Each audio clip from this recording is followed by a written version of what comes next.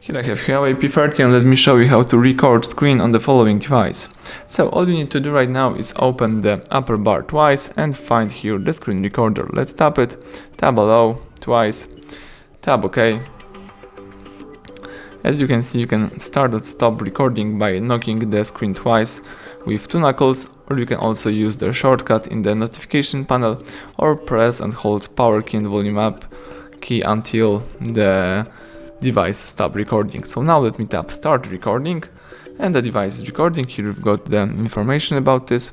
So now you can stop it by using the upper bar and by tapping the following options right here: record screen, or you can also knock with two knuckles, or you can press power key and volume up. So let me press power key and volume up to stop recording. Recording saved to gallery, so now you can choose gallery, choose videos, and now you can watch your records. So that's it, everything went well, thank you for watching, please subscribe our channel, leave thumbs up under the video.